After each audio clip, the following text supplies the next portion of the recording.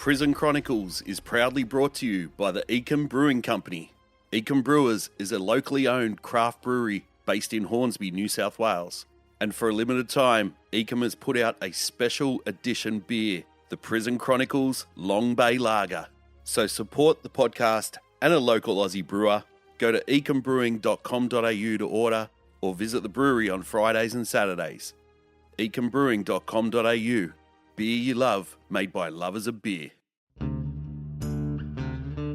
In this episode of Prison Chronicles, Maitland Gaol was notorious for its tough regime. If you were a crim and you played up in a Sydney jail, you were sent to Maitland Gaol to adjust your behaviour or face the consequences. It was your last chance. Behave or be flogged. Continue to misbehave and you'd be sent to the horrors of Grafton Jail. Welcome to Prison Chronicles, the Maitland Gaol episode.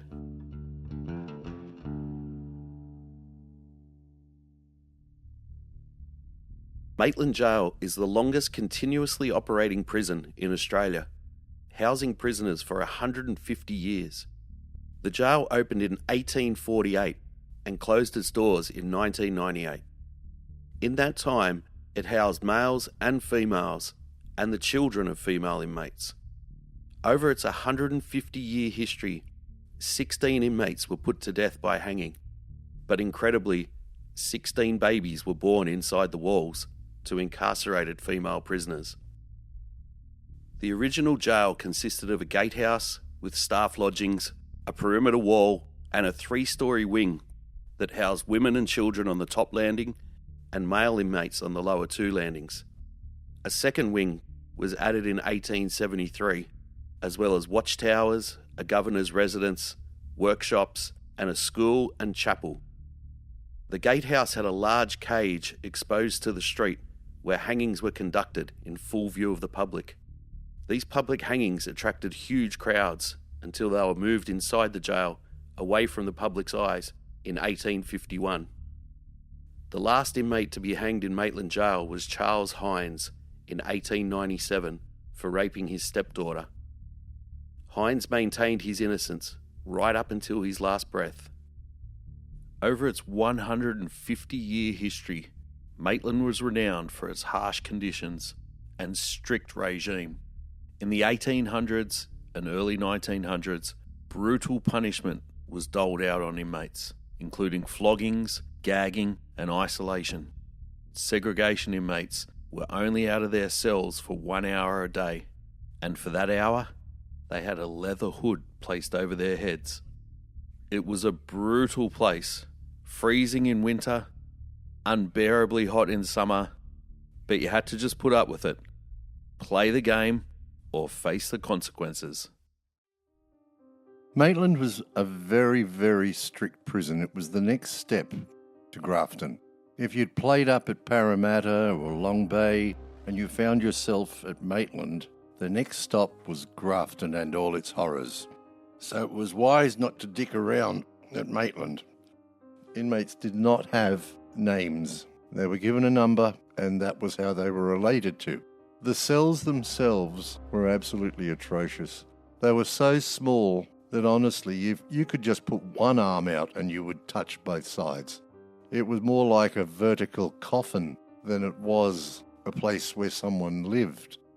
When I first started there in 1975, they were in the process of fitting sewerage and sinks to the cells.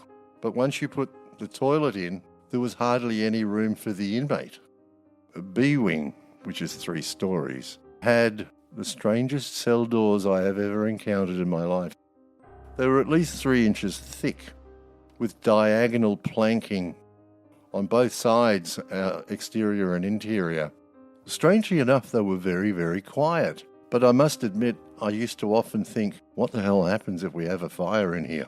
Because I'll tell you, those doors, they would burn because they've been painted about 100 times with enamel paint.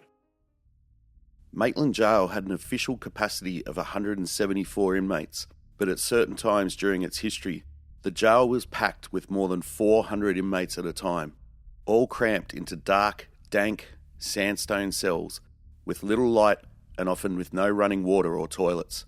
There was no privacy, and inmates often waited all night just to use the few toilets in the middle of the yards. The routine for the inmates there, at 7 a.m, we would go up to one of the wings. It was A and B.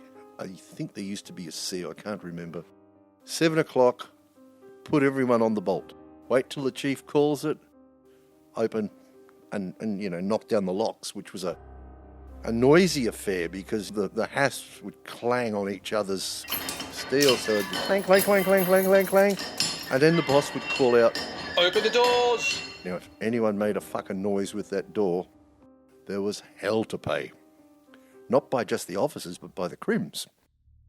An instruction booklet given to officers at the original Darlinghurst Jail in Sydney in 1915, entitled Handbook Guide to Warders, What to Do and What Not to Do, is very clear in its instructions to prison officers when conducting let-goes and lock-ins in the prison.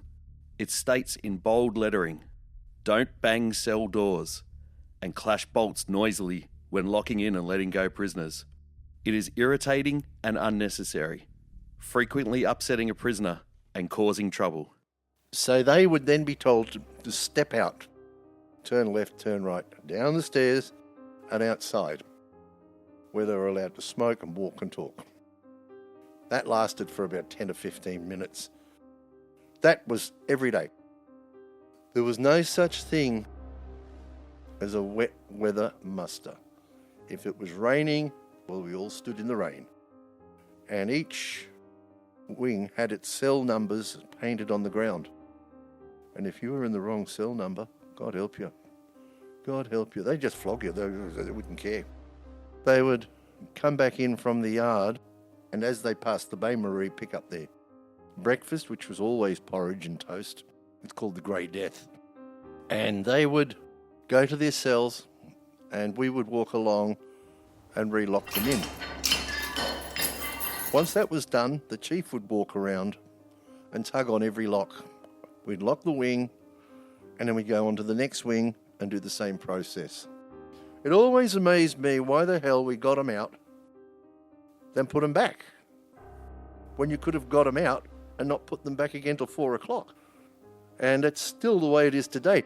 And believe it or not, I was reading something the other day about prisons. In Darlinghurst Jail, there was a complaint about how much time the inmates were locked in their cells, and the routine was exactly the same as what we were doing in 1975, as what they were doing in 1900.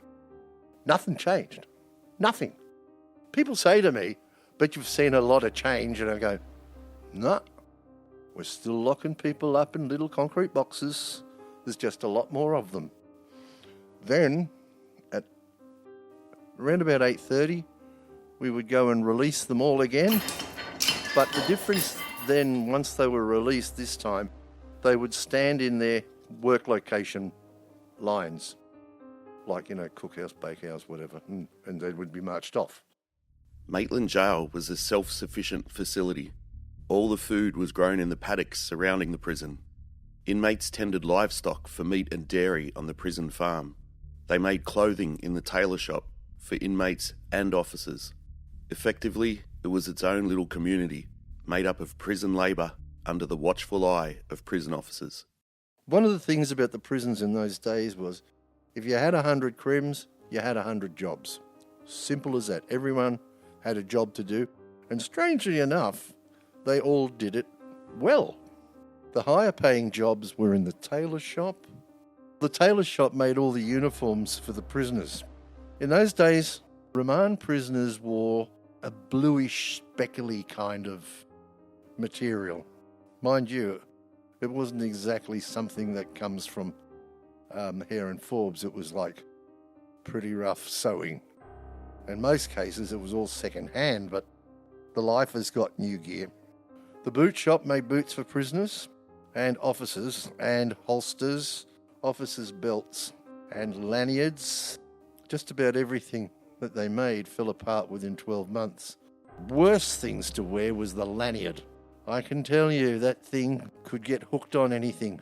But because our trousers were the old school, they had a baton pocket in them which ran down your right leg.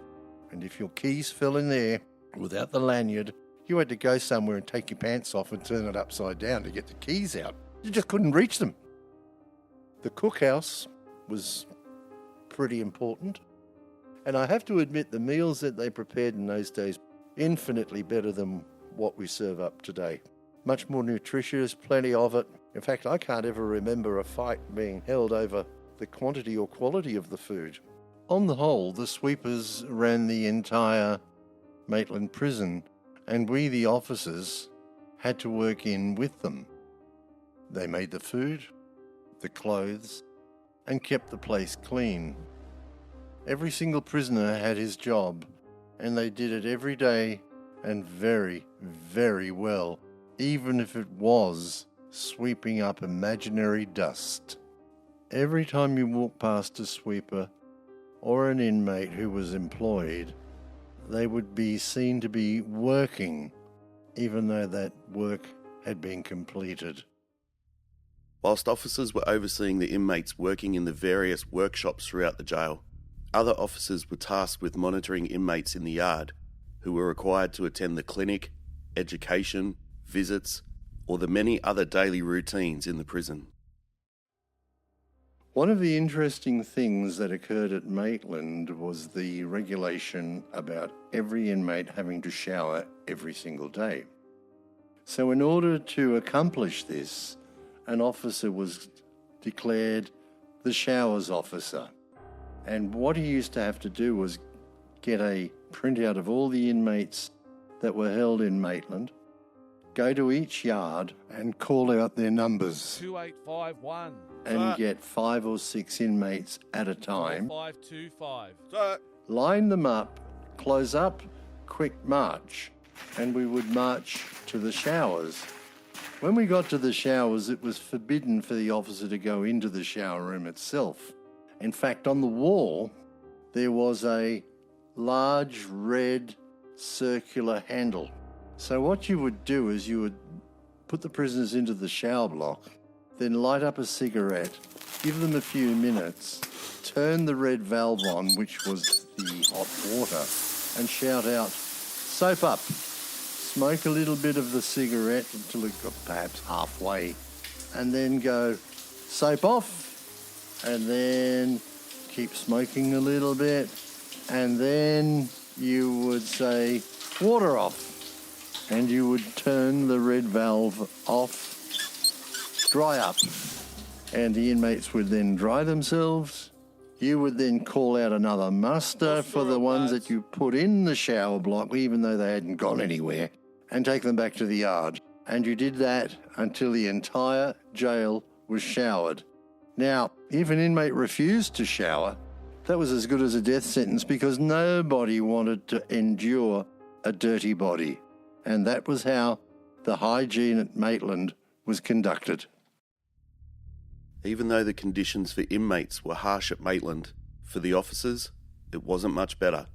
During the day, officers would be assigned to posts throughout the prison and would be subject to a strict regime, not unlike the prisoners. When a boss walked onto your post, an officer would stand to attention, salute the boss, and state, "Post correct, sir." If you were assigned to a post and you were absent from that post for any reason, when a chief or principal made their inspections, officers would be fined. On afternoon shifts, C watches, or night shifts, B watches, when all the inmates were locked away, officers were stationed outside in the cold, open air, rain, hail or shine, watching and waiting for something to happen. If you think the conditions for the inmates was bad, they were just as bad for the staff. The officers' towers didn't even have a sink in those days. Nobody wanted to climb up the towers. So I'll give you a little bit of a demo about what used to happen, especially on 2 Tower, which, by the way, is the tallest tower in Australia at 36 feet. What used to happen there, you'd have to start at 6:30 a.m, go into the gatehouse where you'd be issued an old standard 38 revolver with a leather holster that had so worn that it was lucky if it could keep together by the time you got to the tower. then an M1 carbine, and then, before all of that, if you were wise, you hid your lunch bag somewhere on the route to 2 Tower. Once you were armed, you would be let out of the gate and onto the street. Turn left, walk past 1 Tower's entrance, and you would come to a paddock, which is where the boss kept his goats. I had a big problem with the billy goat. He always seemed to think I was going to get to his girls. So what used to happen, I would start walking and this billy goat would attack me, and it hurt. Then one day I walked past him and I had a bottle of Coke in my hand. In those days, Coca-Cola came in glass bottles, and just as he went to butt me, I smacked him right across the head with the Coke bottle. He staggered and stumbled, but he never ever headbutted me again, I can tell you.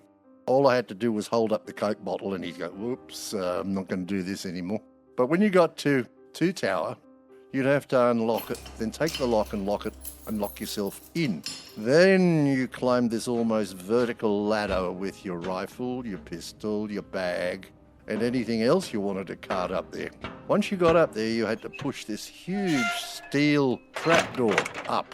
Now, the only place where there was water was in the toilet, which was 1 floor down from where you were going to be patrolling. So you'd get up there, and then you'd have to lock the trapdoor, and the lock was on the floor in just the right position for you to trip over it. And trip over it many times people did. A handbook entitled Prison Regulations and General Rules, issued to officers in 1947, provides clear instructions to tower officers in the event they need to use the toilet.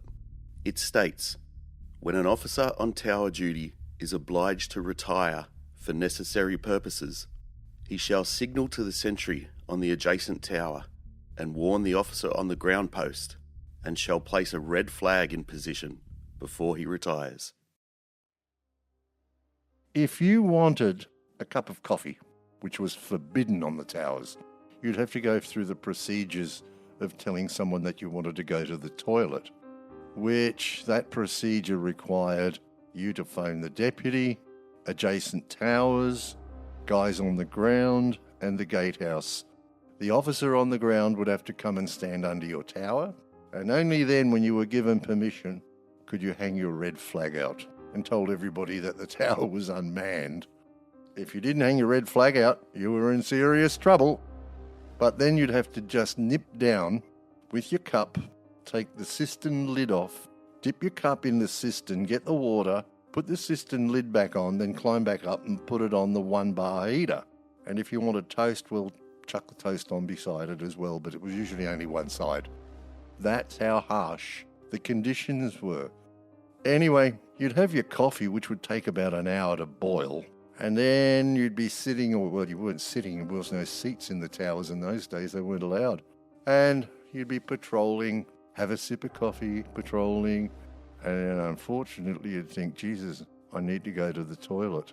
So after phoning everybody and pulling your red flag in, you now suddenly realise, I've got to go through the whole procedure again, which wasn't met with much hilarity from the deps or the gate or the bloke on the ground. But when you finished at lunchtime, you usually lost about 10 minutes of your lunch in climbing back out of the tower and locking everything up, and then doing the billy goat shuffle. You just go, thank God that's over.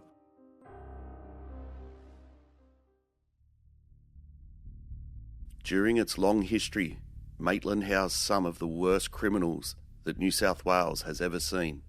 The likes of notorious gangsters Chow Hayes and Neddy Smith, the Anita Cobby murderers, John Travis and the Murphy brothers, Kevin Crump, Darcy Dugan and Ivan Milat all called Maitland home at some stage. Inmates that played up and broke prison rules were sent to isolation or segregation to ensure the good order and discipline of the prison. In prison, and especially at Maitland, any infraction by the inmates of the rules was swiftly and ruthlessly dealt with. It could be argued that the punishments doled out were way, way over the top. Once, when I was at Maitland, I nailed an inmate for stealing an onion. just an onion. I thought about turning a blind eye, however I was under observation by another officer, and I had no choice but to charge the inmate. He ended up with 14 days in solitary confinement. Now let me tell you, the conditions in the solitary confinement cells in B Wing were horrendous. Those cells were tiny. Each inmate got a Bible and a Koya mat as a bed. Why on earth they'd want to give them a Bible has got me fucking beat, because most of them couldn't read. They had a rubber bucket for a toilet. They were given 1 hour in the sun over lunch, where they couldn't talk to anybody, then they were put back in. And during that hour, cleaning their bucket toilet was part of their exercise regime. The prisoners' food in solitary confinement consisted of A and B rations, A being a full meal, and B being bread and water on alternate days. A full meal one day, bread and water the next. Absolutely horrendous. Then the Ombudsman complained about the cruelty, and it was cruel. They said that you have to paint these cells, these solitary cells, put a light in, because if you've given them the Bible, how are they going to read it if they haven't got a light, you know? So what does Maitland do? Fits a light and paints the entire cell, including the light, matte black. Matte black! You couldn't see anything. Anything, you know?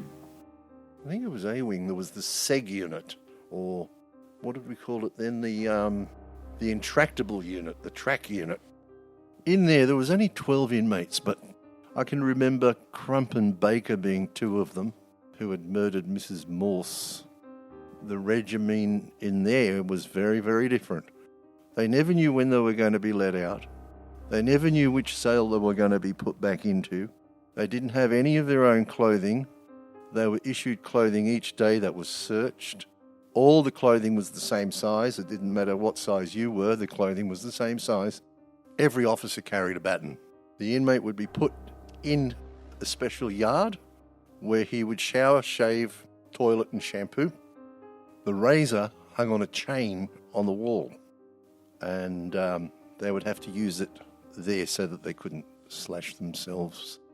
There was special protective steel welded to the bars near the gate so that they couldn't grab a hold of the officer. Really, it was a very, very cruel place to be. It was even a horrible place for the officers. It was all corrugated iron, and I always remember there was one bolt hole missing. And in winter, if you were lucky, you would stand where the sun shone through that hole to stay warm. And as it moved around, you'd move with it, you know, because it was freezing in that place. And no one cared less, you know. I remember one day there, and I was pretty nervous at the time, and I'm standing there with my baton. I don't really want to be in there. And the boss says to me, 12. So when the 12th one came past, I hit him. And the boss said, "What are you doing?" I said, "You said 12. He said, "No." He said, "That's how many." Oh, okay. Sorry. In 1975, Maitland Gaol would experience its worst riot in its 150-year history, when over 70 inmates went on a rampage in protest of the poor conditions in the jail. I think the next major thing that happened at Maitland was the Maitland riot in November 1975, I think it was. The commissioner had visited the prison, and his car was parked on one post. He has a driver with a leather hat and leather boots and jodhpurs. So we're all, you know, spick and span. He gets in his car, because all they've been doing is drinking scotch all day in the boss's office. That was the inspection. And the principal goes up to the commissioner's rear car door, you know, the window where the commissioner's sitting, and he says to him, "The inmates would like a word with you, sir." And the commissioner turns around and says, "Tell them to go and get fucked." So then the commissioner drives off. The principal walks up and tells this inmate called Diamond, and he says, "Well, the commissioner just told you all to get fucked." Now, my job that day was to walk with the chief in that yard where the inmates were. which was the only yard we could use for muster. So I'm walking with the chief, who used to walk with his both thumbs tucked into his top pockets and click his heels every step, and it was really uncomfortable to walk with him. Anyway, my job was to call fall in, muster up. And the boss says, call it. Ready? Righto, muster up. Well, when I called it, we got pelted with bricks and rocks and you name it. And then the chief looks at me and he says, let's get under the tower, son. Walk gracefully, but don't run. I can tell you, I wanted to sprint. So we get under the tower, but I do have to admit this. The rocks that were being pelted at us were being pelted well and truly over our heads. There was no intent at that time to injure us, when I think about it now. But when I was in the middle of it, different picture altogether. So we get under the tower, and the officer up there's pretty agitated. He's cocked the weapon and he's got it pointed in the right direction. And we get out of the yard. And you wouldn't believe it, this is how Maitland was. We were sent for lunch. Just like that, go for lunch, have a good time, and lunch was an hour and a half. So we're up there, and the next thing I know, I find I'm up one tower. Up you go, one tower. I mean, I was up there with other officers, and I have a shotgun. But that riot was... when I look at it now, I laugh. We spent all day in the heat, waiting for staff to come, the army to come, the police to come, evacuating the back streets. In the case of a major disturbance or a riot breaking out in the jail, specialised squads of officers can deploy chemical munitions to contain the inmates. These squads have been referred to as different names over the years. MEU, IAT, CERT, SOD squads, and they carry different methods of deploying tear gas depending on the circumstances. An aerosol can directly spray tear gas onto an inmate from close quarters. Officers can throw gas grenades into the yard that explode and send tear gas over a large area. Or officers can fire gas canisters from a gun from a great distance, depending on the situation that presents itself. These munitions have intimidating names like triple chasers, speed heats, scats, federal streamers, and magnum foggers. Before gas is deployed, a proclamation is given by the officer in charge, where inmates who no longer want to be involved in the riot can make their way out of the yard and be locked away. If inmates are still not compliant after the proclamation, then negotiations cease and all bets are off.